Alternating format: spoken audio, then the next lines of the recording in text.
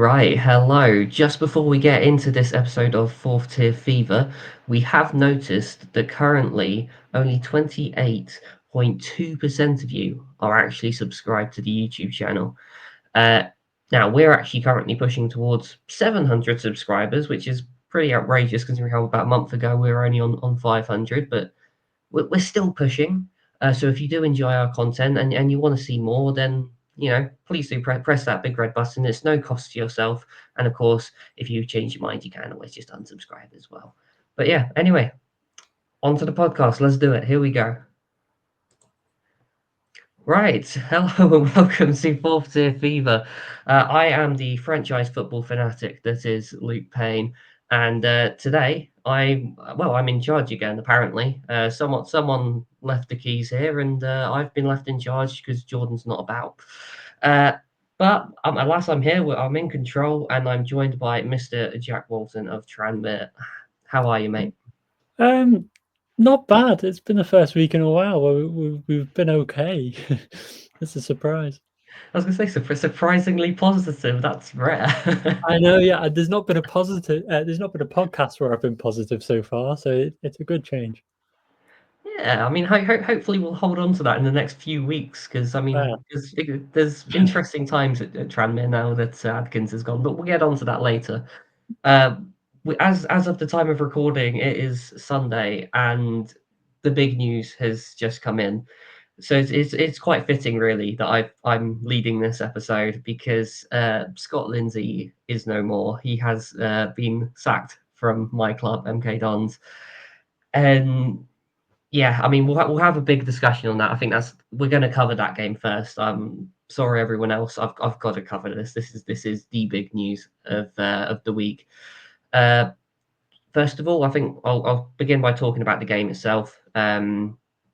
Because actually, coming into this game, you could see on the midweek podcast, I was very pessimistic about it. Colchester are a good side, and it just looked like it was going to be a disaster waiting to happen. But actually, the performance itself was actually reasonable. I'd criticised the team against Bradford for being totally disorganised, having no plan, and all the rest of it. But actually, we the total opposite against Colchester. We were very regimented in our lines. We had a clear pressing system. We were trying to be a bit more direct, not hoofball, but just direct on the ground at the very least. Um, we weren't necessarily shooting, which is a whole other problem, but we were actually restricting Colchester quite well. Um, the stat that seems to be doing the rounds on social media is that we had 0 shots on target, which is true, but Colchester only had 2. One of which was the penalty right at the end, which I still think is a questionable decision, but we'll skip past that because I could go on for a very long time about what I think of the referees this season. But yeah, it like I said, it was an improved performance from recent weeks. Uh, but ultimately, it's a bit of a sucker punch goal right at the end, and that's taken the result away from us. Um, I, it really is a tricky one. Before we go on to Dons and Lindsay, I think we've got to give a mention to Colchester. I think they play decent football. They're very, very tough to beat. We did find openings. Again, we didn't necessarily use them to the best of our ability. But we also managed to hold off the quality they have going forward because they did look threatening going forward, even if they were struggling to hit the target. Uh, Jack, what are you thinking about Colchester at the minute? I know they're my dark horse pick for playoffs, which is a bit contrasting to how I'd normally want them to do because I actually wanted them to lose for once. But what did you think of Colchester? yeah. I looked at three teams that thought might surprise people in League Two this season.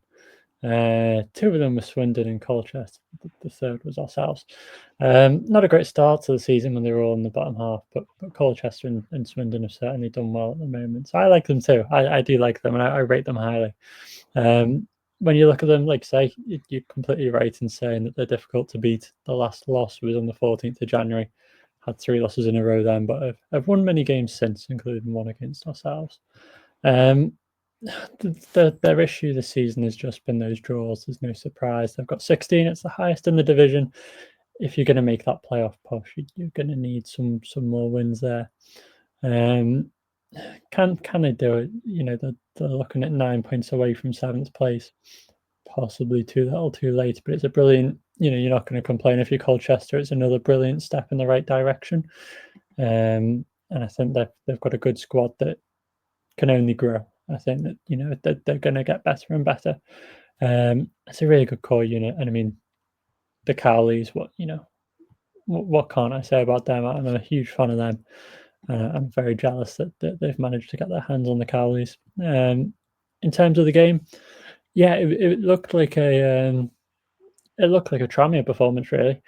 It looks to one not dissimilar to what I've seen the majority of the season. It's held in possession, but you've not got the creative spark, and you've not got the end to those chances. I think by the look of it, it was going to come. If it hadn't been a penalty, the goal would have come before the end of the game. I think it was just a matter of time. But yes, it is a disappointing performance from MK. It's one of them. If you're going to hold the possession, you need to get more shots off. I mean, you look at it; they've made 385 passes in that game, 52% possession. To only get 5 shots from that is, it is not great. And it needs to get better. Obviously, you've got changes now. There's lots of things to consider. I don't think that you're going to have too many things to sort of worry about this, but you've got nothing to worry about this season. In my opinion, you're safe. There's no worries about that. It's just about how you build. And obviously, we're going to get on and talk about that now, but I think you need to have a good few weeks to see who might be next. Well, yeah, I mean, our club is, well, it's up in the air again. We're back in transition. But I don't know, to Colchester's credit, they are difficult to beat. I think only Port Vale have lost less times in the league. I think Colchester have lost 7, Port Vale 6. So, even though they're lower in the table, it is a sort of deceptive thing because, Cowley's know how to make a side defend well. Yeah. With us, I think it's a bit of a catch-22. You've got a lot of players there with a lot of quality and the ability to hit the target from the edge of the box or inside the box. But when you're on a poor run of form, you lose that confidence and you don't necessarily feel like you can go for it. And I feel like with us, there's also still this fixation of we have to score the perfect goal. It has to be a tap in from about 2 yards out, otherwise we're not going to shoot. But Yeah. I'm hoping that will be something that changes in the coming weeks, which is what we'll now have a quick mention of. Obviously, Scott Lindsey has gone. Personally, I'm not necessarily the biggest fan of this decision. I personally would have liked to have seen him be given pre-season because I think he'd work the players properly and have them set up in his system with the time to get things right. I think I said it in a previous pod a few weeks back. All the sides that are at the top this season are the ones that haven't changed their managers at all this season. And obviously, it was already gone for us in that regard because we had to switch from Williamson. But I think Lindsey could have used that time very, very well to build his project. And ultimately, we've decided that's not going to be the case, and he wasn't making progress quickly enough. Because, I mean, to be fair, the results were very, very poor. There's no other way of putting it, is there? Yeah. But as things stand, the latest news we've got is just Lindsey's gone. We haven't heard anything else, so we don't know how quickly anyone's going to come in. We don't even know who the interim manager is yet. I'm going to assume it's probably Dean Lewington because it's always Dean Lewington.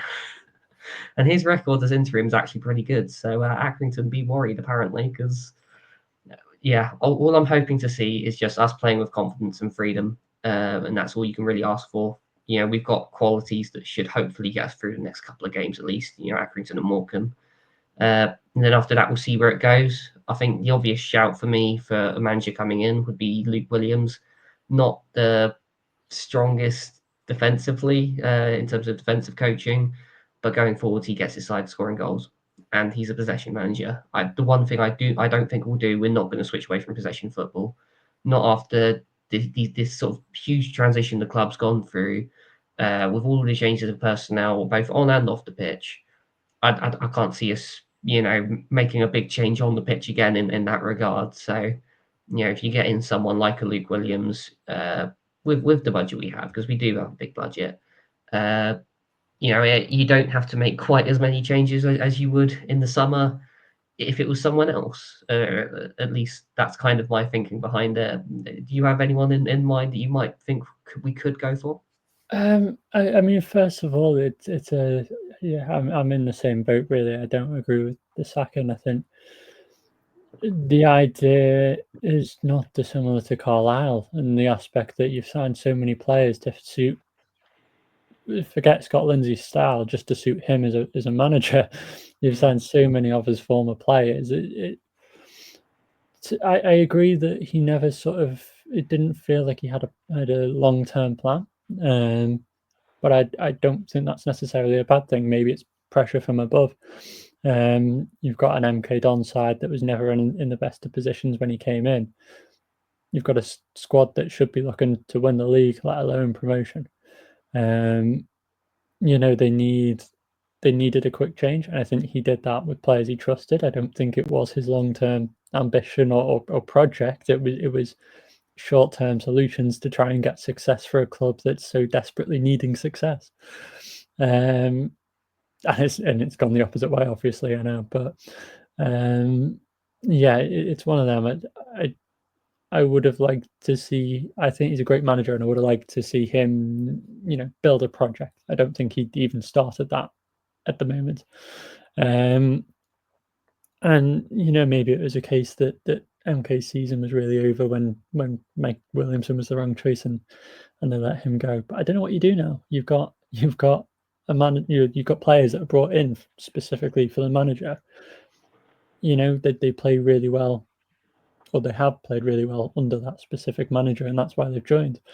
You get rid of the manager. Why? What reason is for them to be there this season and then next season?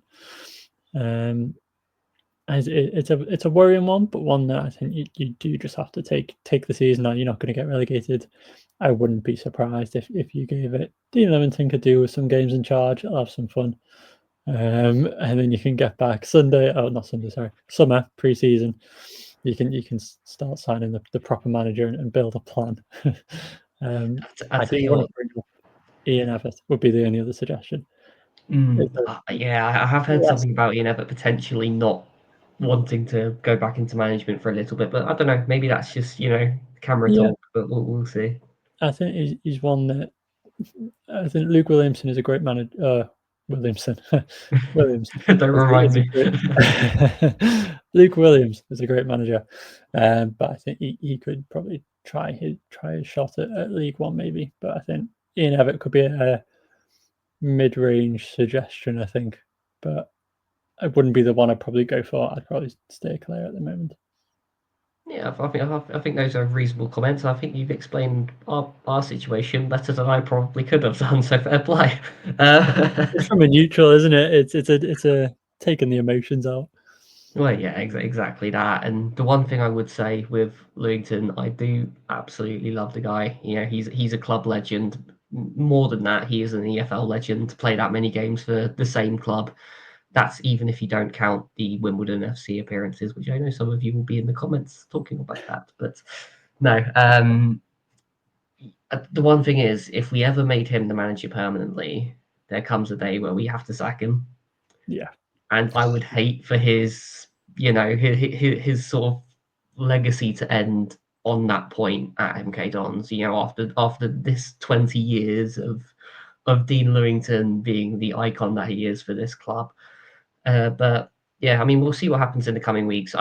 We have a habit of moving quite quickly with these sorts of things under the current regime, so I think we'll see some movement soon, and makes for more exciting conversation in future pods anyway.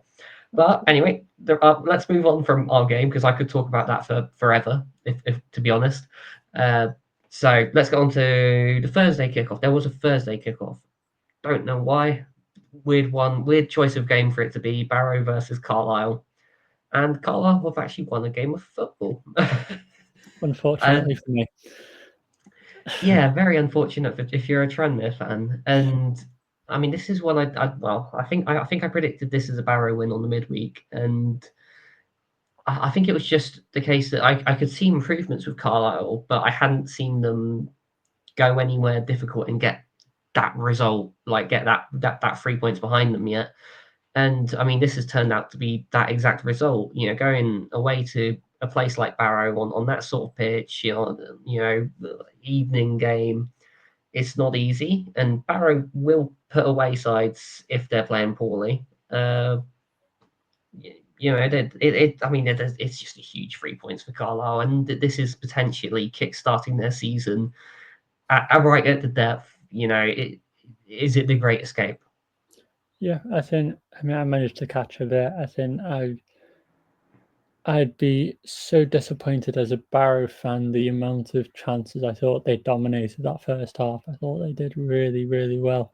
And to go into half time at 1-0 down, it's just heartbreaking. I think I love Barrow's side. I think the partnership, or especially Milakwa up front, and then you've got other players around him.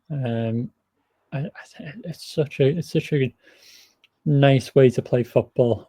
Maybe even if it is a little bit non-league kind of style, it was such a solid performance. I thought Sam Foley as well, extra he put in a real shift.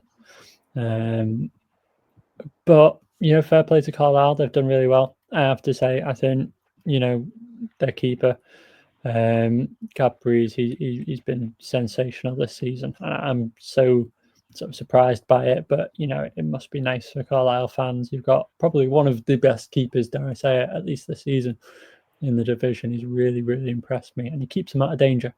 Another man of the match performance for him, just adding on to what's happened the rest of his season, really.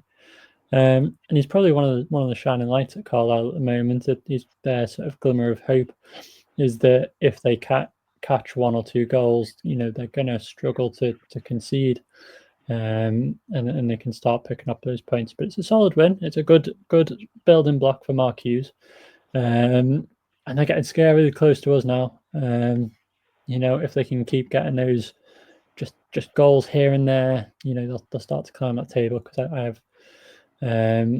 have worries that they will be keeping that goal difference fairly reasonable. I don't think they're going to be conceding many goals now.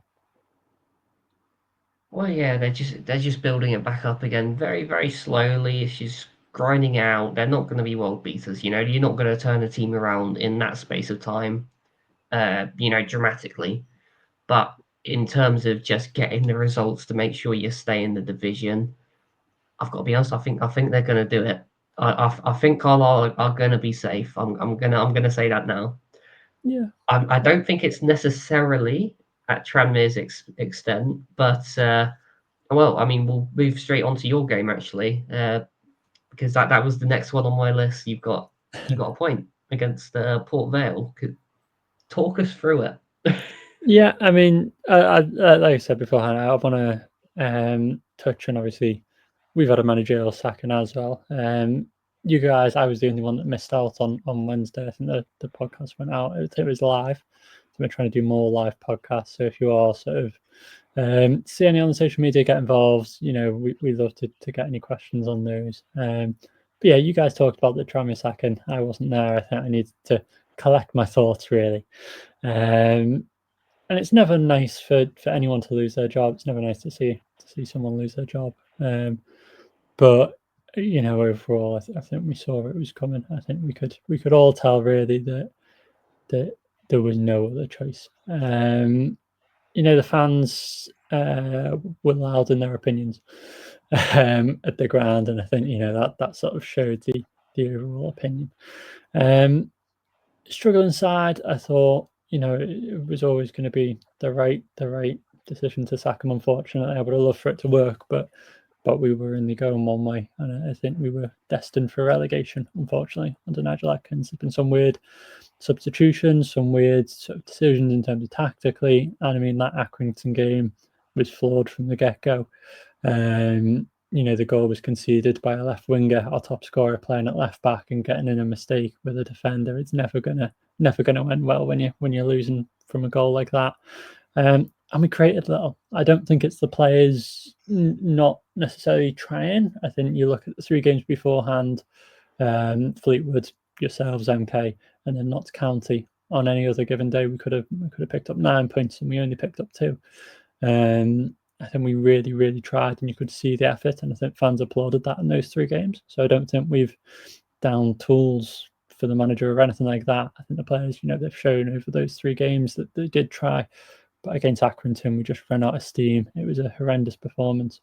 And I say that lightly. It was one that was surprising. I think you guys, I know Jordan was definitely watching it. And I mean, we've got our group chat, and even he was saying he was more angry than me. He was more angry than I was at that game. And I think it shows we've sort of become numb to those performances. Tranmere fans, we could say it from a mile away. We wouldn't have, unfortunately, the faith that we were gonna get ourselves a win in such an important game. I built it up all day. I said it was the game of the season. It was season defining. And in that stage it probably was, but the sacking has given us a little bit of help. Obviously the draw at the weekend, moving on to that, I don't want to touch too much on that sacking. It was a good result. We played really well. I think Andy Crosby's come in. I felt he almost shot himself in the foot in the press conference before the game. He praised Nigel Adkins and everything. I think fans sort of didn't know what to expect from that, really. And we're quite worried, but he came out with a squad that seemed to be a back three of Leo Connor, so a right back, and then you've got Jordan Turnbull, a centre back, and Connor Wood. Bradford fans do know he's a solid left back, but nothing more. And our wing backs in that sort of back 5 were Cameron Norman, which a solid wing back, but then also Amari Patrick again after that defensive mistake, and also being our top scorer. Why is he still so defensive? I don't know. And I joked about it in our group chat. I was worried for what was to come, but it was an all right performance, and it really showed. I think it brought up some good momentum. And again, on any given day, we could have and probably should have won that. We should have put it away. But when you get a red card in the 88th minute, I think backs against the wall, we were always going to sort of be that case, which is a shame, really, in a game that we could have got all 3 points from. But I don't hate it. I think you look at the league, there's so many points that are still to play for. I think there's so many points that those 3 teams, including ourselves, aren't going to get. We're still ahead of the other 2. I think if we keep, as long as we don't lose games, I think I'm happy. We get 2 wins, 3 wins in our next however many games we've got another 12 games. We get 2 or 3 wins, which isn't anything special. I think we could be safe with a few draws mixed in. So it's positive signs. I wouldn't have Crosby as a permanent manager. I think you need someone experienced in a relegation battle, but he's done well, and I appreciate his comments at full time. That effort, that energy, it can't be something to be over applauded. It's a bare minimum. It's what you expect. It's what you need if you want to play football. And I think he's done really well. He's after that sort of first interview, he said, we're going to prove it on the pitch, and they certainly did that to an extent, and it's something to build on from Saturday. Yeah, exactly. It's that point, isn't it? Every point counts at that end of the table, and I don't know. I mean, I saw bits of that game. In a way, it felt like there'd been a huge sort of weight lifted off of the shoulders of the players, and there was a bit more sort of freedom to it, a bit more confidence as such. Yes, there was still some areas lacking in quality. I'm kind of hoping that that's going to be the same thing that now happens with us, to be honest. But yeah. It's been a tough grind for a good few months now, and that immediate change to go and get a point against a side that are up there potentially in the conversation for autos, it's not too shabby at all, really. And I think, no, go on. Go ahead. I was going to say, yeah, like you said, it's not bad at all. I think Tranmere fans were worried about, or weren't happy with a point at that stage. And I get it in terms of the game. You know, we could have got more, but you look at it, it's a point against a side that's only lost once in all competitions in this year, in 2025. You know, for a team that's in 22nd with, I mean, one win in how many games at the moment. It's a brilliant result to just get a point. It's a good building block, but it's got to be something to build from. You've got to see what we do in the next few games. You've got to build from it, like you say. Goal, good pickup from mistakes, but we've not created too many goal scoring opportunities, and that's the key thing. Like you said, scoring goals, we don't score enough. How can you get into those positions now? And that's what we need to work on. But I think very, very quickly, obviously, we talked about on Wednesday managerial possibilities. I would say Dina Mamre. I think someone called him a firefighter for those relegation battles, and I completely agree. He's someone you bring in for those last few games, and he really helps sides survive and thrive on the other side of the table as well. So I'd be excited to see if his name's talked about. Yeah, I mean, it's an interesting idea, and it'll be interesting to see where you guys go next with it, really. But the important thing is you're back in the fight. You know, there's that sort of glimmer of hope back again, which is great to see. It certainly makes the season more interesting as a neutral, anyway. Just to very, very quickly touch on Port Vale, because I've realised we've not got through many of the games yet. From their perspective, it's probably a little disappointing. I think it's tricky when you're facing a side that have just switched manager or got rid of a manager, because there always does seem to be that sort of natural sort of bounce back. I still think a side of Port Vale's quality probably should be putting that sort of game to bed. It's just, it's 2 points lost for them, but they're still well in the playoffs as things stand. So it's just a missed opportunity for them. We'll move swiftly on to another side in the mix at the right end of the table. It is, of course, Bradford, and to be fair, Salford, just on the edge of the playoffs as well. And I mean, this was an interesting game. It was the other early kickoff. Yeah, I mean, Salford actually. Well, they got the goal they scored was actually quite nice. It didn't necessarily look like the smoothest of or most controlled of games from either team, really. But I don't know. I think it's a case of Bradford had to huff and puff a little bit, and they've eventually sort of got it over the line right at the very end. But it's that sort of desire that keeps you up there at this stage of the season. The teams that can really push and carry their momentum as much as possible. And I think that's what Bradford are doing really, really well at the minute. Jack, thoughts on that game? Yeah, well, I'm actually going to stay reserved on that one, because we do have messages from those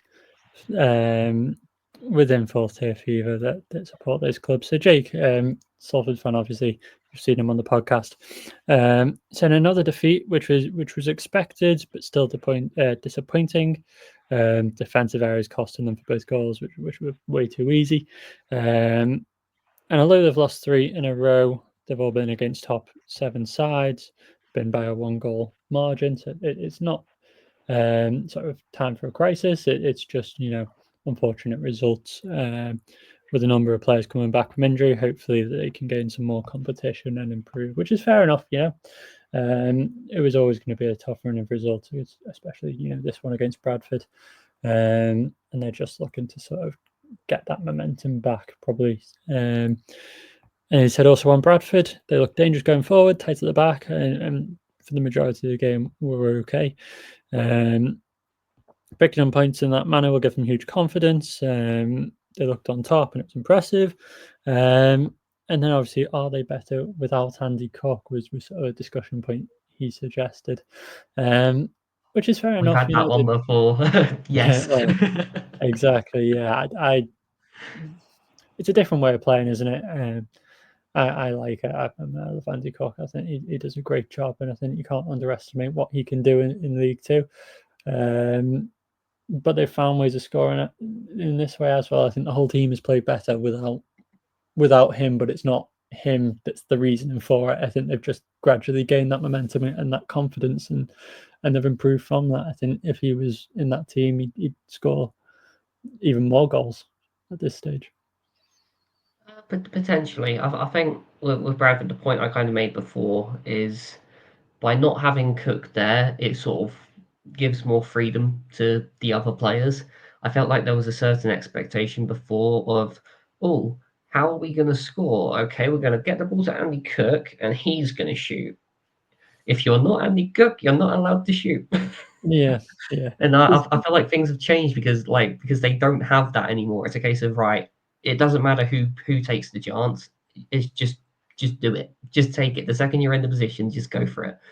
And I mean, it's clearly working for them. And with the midfielders they've got as well, they're all capable of putting those sorts of performances in Sarcevic, Patterson. You could go on.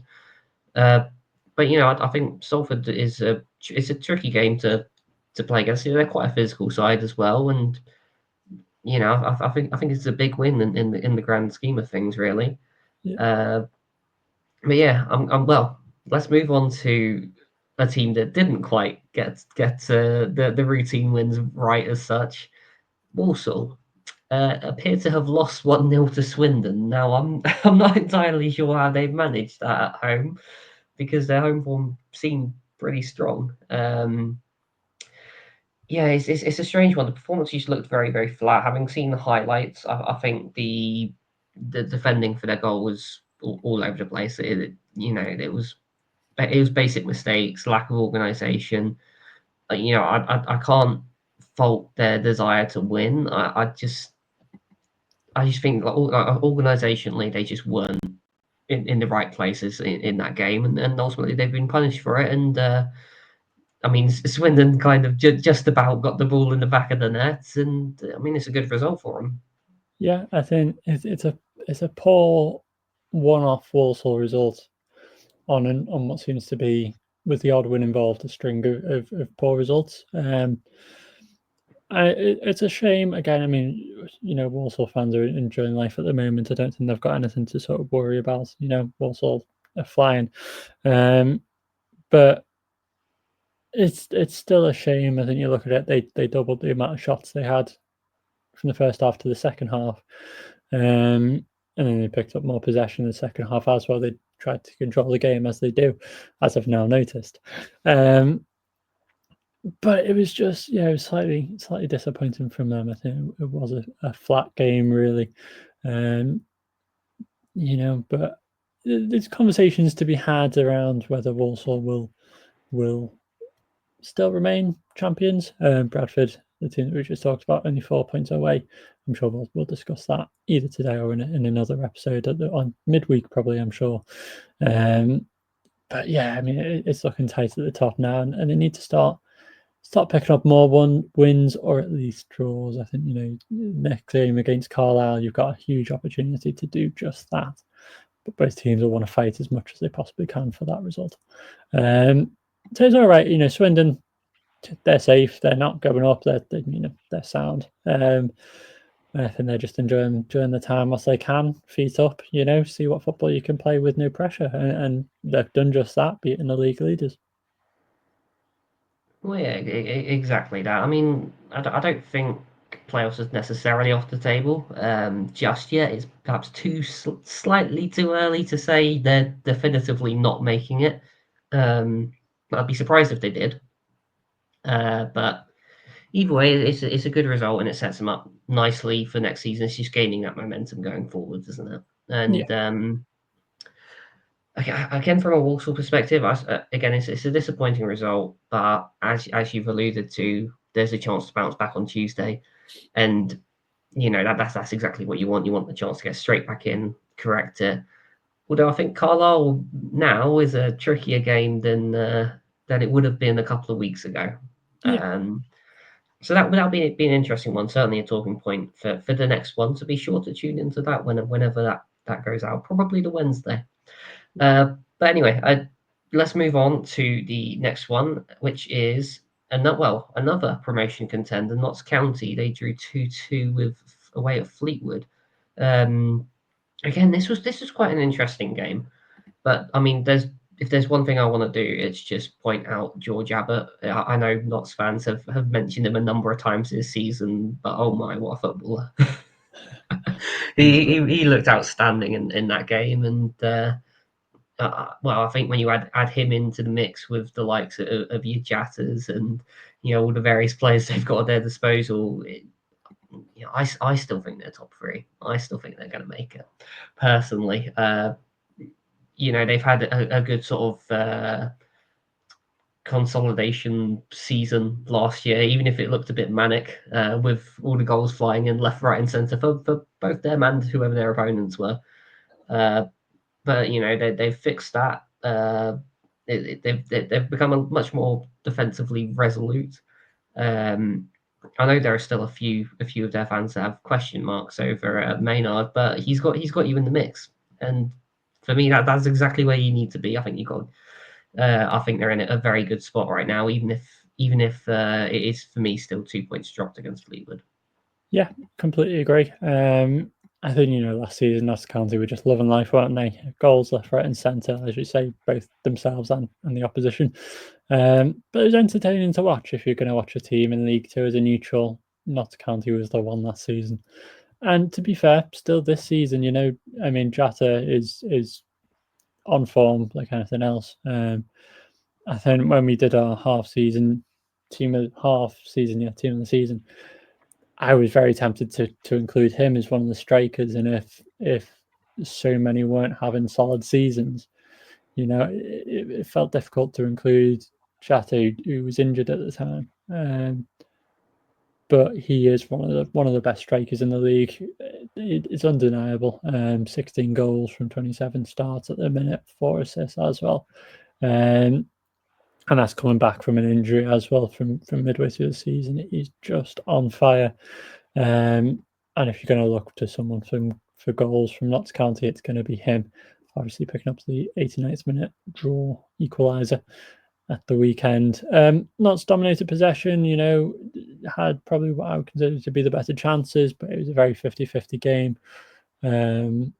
Obviously Ryan Graydon picking up 2 goals, a brace to draw. He's had a good season as well. I think we need to mention him.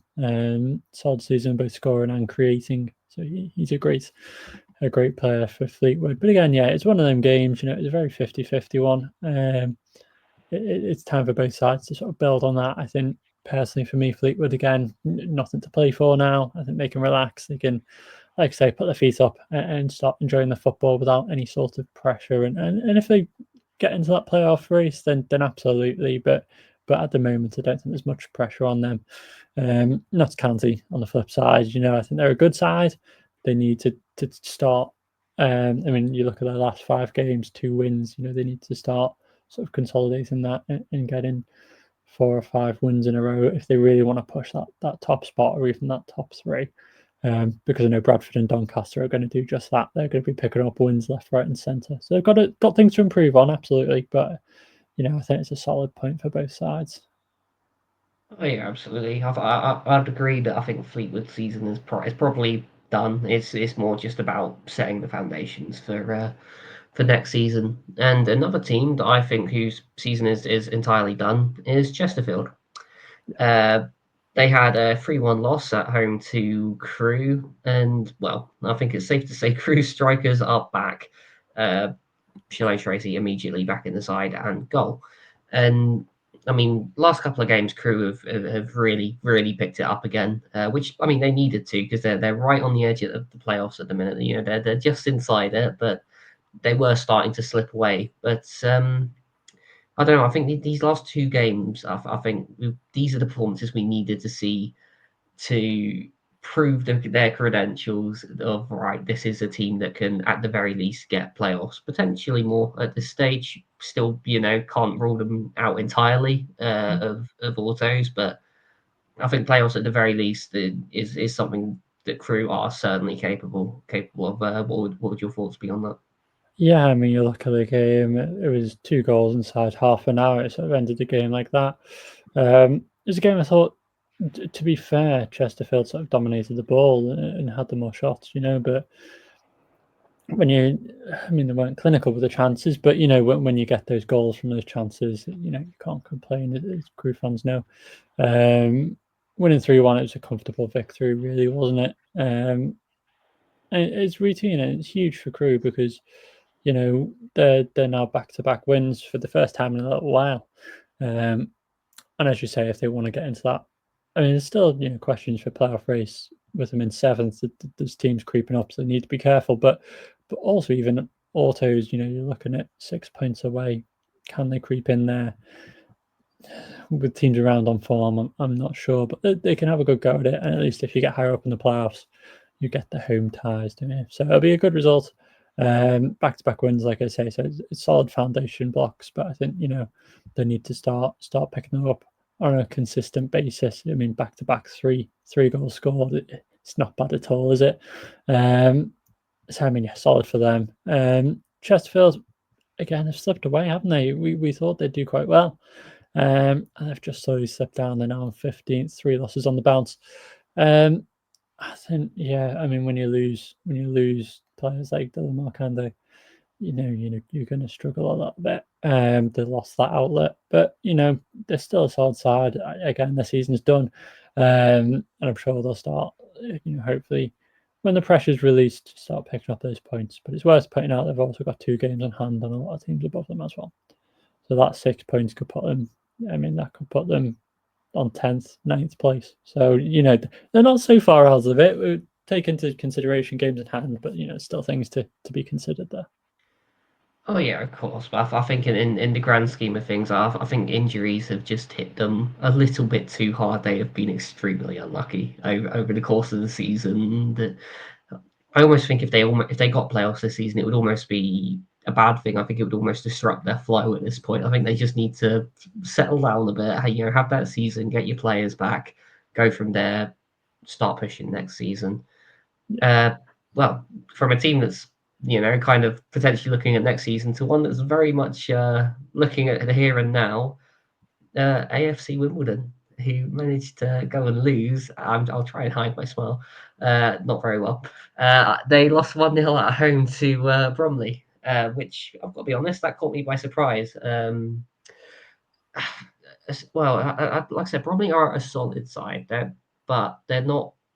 They're not a brutal side to play against. They're very physical. They use their numbers well.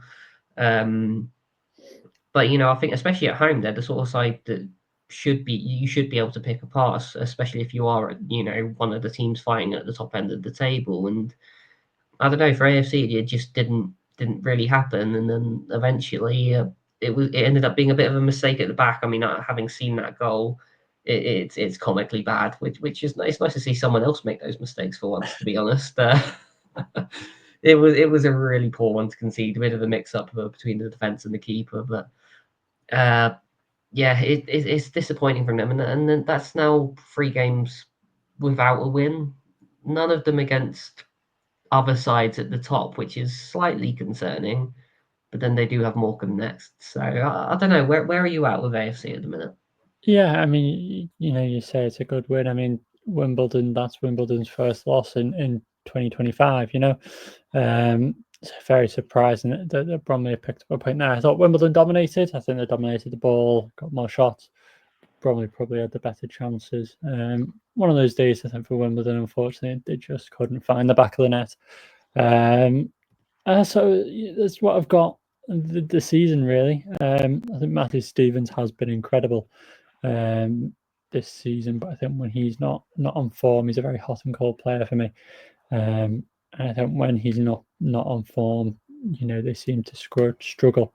You look at it, the last 3 games, he's not got a goal or assist, and they've drawn 2 and lost 1. So that it feels sort of like they're relying on him, really, and it's a shame because when he's not on form, they seem to struggle. But they're still within that. They're absolutely still within that automatic race. There's still plenty of time to go. And Wimbledon fans will just be hoping that he gets back on form.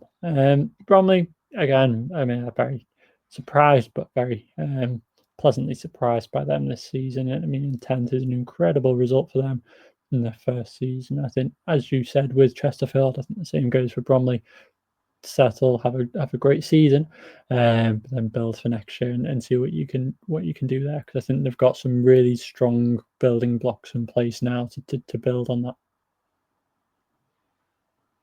Yeah, I mean, I wouldn't rule Bromley out just yet. To be fair, they're up in 10th. My dark horse is Colchester at 11th, and the next team we're going to talk about are Cheltenham, and they're in 12th. I think I owe them an apology because I actually don't think I said on the midweek episode I thought they weren't really in with a chance of playoffs, but I didn't really look at the table. I'll be totally honest on that one, and actually, they're still in with a shout. I think I've got to be realistic with that.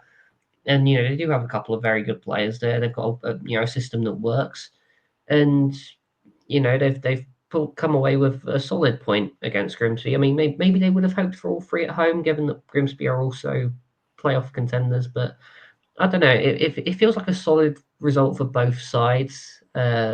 It's just one of them. Just make sure you don't lose.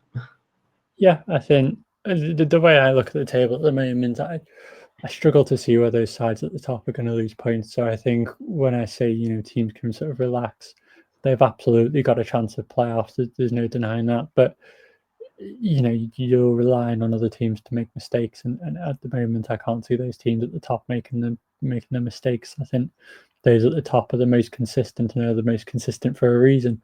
So to expect them to drop results, you're going to be you're going to need to be lucky in that case. But all the teams that we've discussed have absolutely got a chance of playoffs. Solid result for both sides. I mean, you look at it, it's pretty 50-50 game. Again, I've got Jordan's comments from the game. He said Cheltenham's a lovely place, so well done, Cheltenham fans. He thought the draw was probably fair, despite a couple of scares with Grimsby. He thought if there was a team that was going to win it, it was going to be Grimsby. Probably had the better chances for the larger the game. They believe that they're starting, I stress the point, starting to be one of the better footballing sides in the league. He said best, but I'm going to use the word better. And it's fair, that they're playing nice football. It's just finding those results. I mean, you look at it, there are 20 shots at the weekend, so that's huge for them, but they need to start putting them away. He said a huge game against Tranmere ourselves on Tuesday. They need to capitalise on it, and I'm sure they might do. Now unbeaten in 6 games, and he's saying, that they're getting strong and they're building, if not this season, hopefully promotion this season, but if not for next season. He's also commented on the referees. I don't think we've got time to really go into detail on the referees today. I think his opinions are very similar to mine in that regard. Yeah, I'm not going to say it, but yeah, let's not use the language. yeah, I think, and MK, you've seen it. We saw it in our game. I listened to a bit of the Port Vale commentary, and they were going mental at the referee in injury time. To be fair, looking at it, if I was a neutral, I could see their point of view. And then he's mentioned the referees as well. I'm sure that'll be another one for midweek to discuss. I think the referees, it's been a week of referee mistakes, really, which is a shame. It sort of slows down the football, but it is what it is. Solid point, solid result for both sides. Oh yeah, absolutely. And I mean, to be fair, I think John's got every right to be feeling quite positive about Grimsby at the minute. But I think we've had enough positivity now. Let's get back. Let's start talking about the relegation race again. We've got Harrogate and we've got Accrington, and it was a 2-1 win for Harrogate at home. I mean, everything about this game felt very non-league to me. I've got to be brutally honest here. It was not a good game. It was two very poor sides playing each other. The quality of the goals, not great. I mean, the winner, to be fair, from Harrogate was, well crafted. It was still essentially just a longer version of a set piece, but it was still well executed. But I mean, it's a huge win for Harrogate, but you can see why both sides are down there, can't you? Yeah, I mean, it's one of them. You've got to get your win somewhere. 5 shots in the game, three goals. You can't really complain. Obviously, the quality of the performance wasn't there, but at this stage, I guess results is all that matters, especially to fans. And Harrogate picked that up. I think that they had to. I talked about it briefly on social media. I think Harrogate was maybe one of the teams. Once we lost to Accrington on Tuesday, I was looking at Harrogate as the next one that could drop into that relegation battle, and they pick up a win against Accrington. So, I think it's flicking between those two teams. Who wants to get into that relegation battle? Neither really do. They're both picking up 3 points this week. So, I mean, it's positive for both teams. Obviously, Accrington probably needed to win this one, but at least they've got 3 points on the Tuesday to then fall back on, if you like. But yeah, I mean, both teams just need to start picking up points. I think they even draws and they'll be sound. I think I talked about it. I think the league on average the past 5 seasons it's come down to about 45 points as the relegation battle escapers. This season's going to come nowhere close. We've got 3 teams below 30 at the minute. I would be surprised if we're even looking at 40 points as the line to stay up. So yeah, I mean, Harrogate, Accrington, they seem fairly safe at the moment. Maybe a win for both teams, a couple of draws for Accrington, and I think both are fairly safe. But Harrogate have the bottom 3 to still play. If they lose to all 3, then teams will slowly catch up. So that's something to keep an eye on. Well, yeah, I think that end of the table, it's like the most important games are the ones against the teams around you because you're taking points away from them and giving points to yourself. And just by winning against a side like Harrogate, that against a side like Accrington, even it puts them, well, quite far clear. In fact, if anything, they're only 1 point behind Barrow, 2 behind Gillingham, 3 behind us. So Absolutely. you see the difference that 3 points makes in that sort of scenario, and it's a huge result for them, and it's also a huge result for Gillingham, who I think just needed any kind of win, even if it's only Morecambe.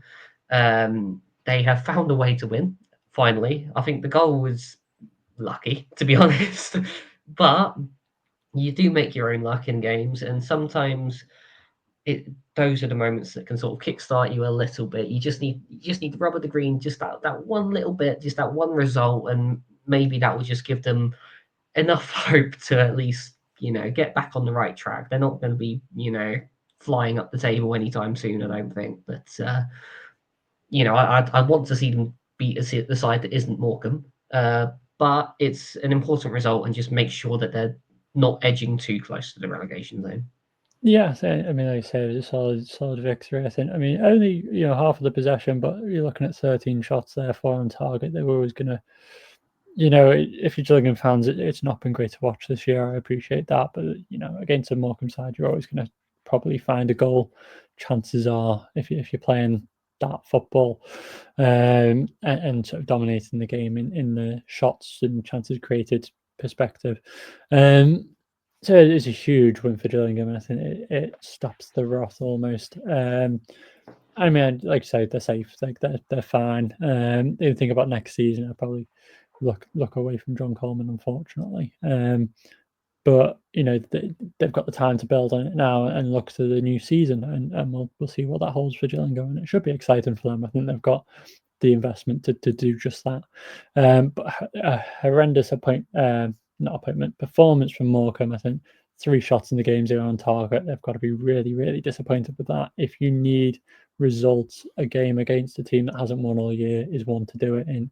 And they've put in a performance like that. It's unfortunate. It felt like the Tranmere performance against Accrington, and I think Morecambe fans are slowly turning on Derek Adams. It'll be interesting to see, but they need to start picking up points. Like I say, if you're going to do it, it's going to be that game, which is unfortunate they haven't managed it, and they need to look ahead now and start picking up points very, very quickly because they're against Wimbledon, who are in 5th on Tuesday, and that's not a result you really want to face after 3 back-to-back losses.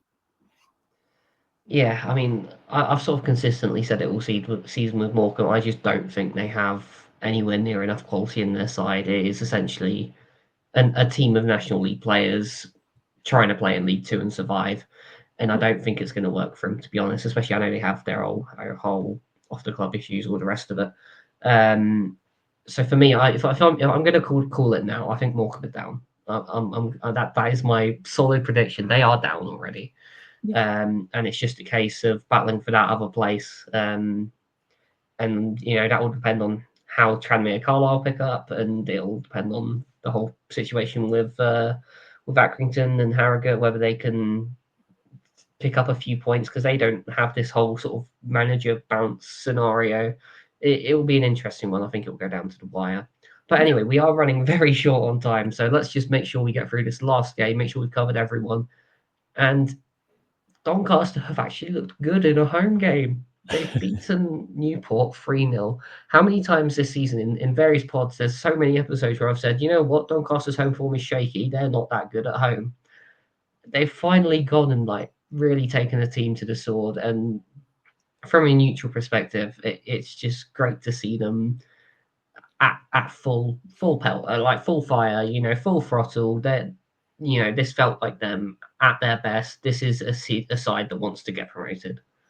Yeah, I mean, absolutely. You talk about it. They needed to address that home form, maybe, or home performances at least, and they absolutely did that. 26 shots for Doncaster, 4 for Newport. If you look at that by itself, you just know how much of a domination it is. 5 big chances for Doncaster, 0 for Newport. They absolutely dominated. They hammered them, and a huge win for Doncaster. I think, like I say, you need to address that home form if you're going into a promotion race, and they absolutely did just that. That's a perfect way to address it. Absolutely hammered that goal, and something had to go in. If you're having 26 shots, 2 or 3 just have to go in based off of odds, really. And Rob Street's got a double. I'm really happy for him. I think he was a great player that needed to come down to League Two. I think he needed a run of games, and he's really showing his form at Doncaster. It's a similar one to how Hakeem Adelican did at them last season. So it's a really positive sign for Doncaster, and they're only looking upwards at the moment. Oh yeah, no, they really are. By contrast, I think this is kind of just Newport back to kind of where they were before. I think they're kind of just stuck at the minute. They're short on striker options. They've had a couple of injuries. They've loaned out a couple of players they probably shouldn't have, and it's kind of left them high and dry and a bit toothless, to be honest.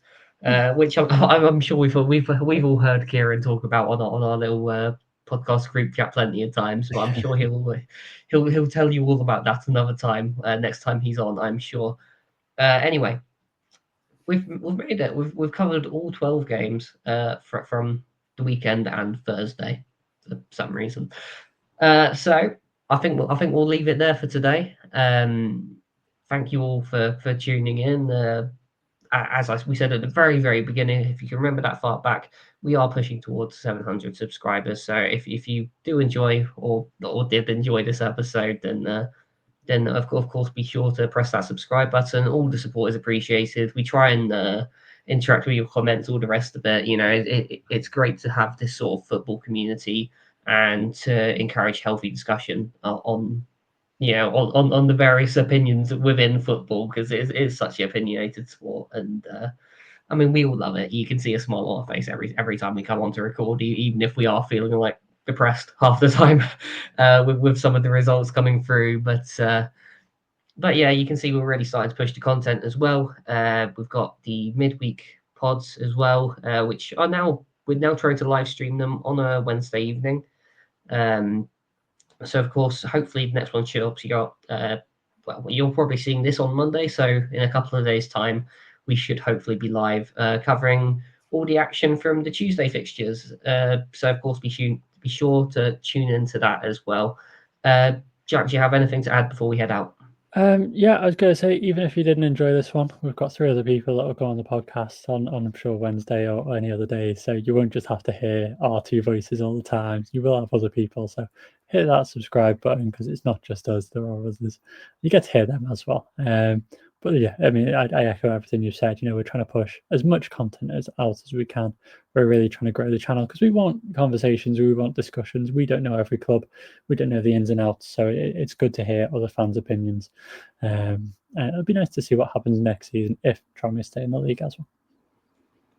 I was going to say, you might be making a transfer to National League Data or whatever's left of it. Absolutely. Well, I hope I stay. I sincerely hope you do end up staying here, but we'll see what happens. That's a story for another podcast.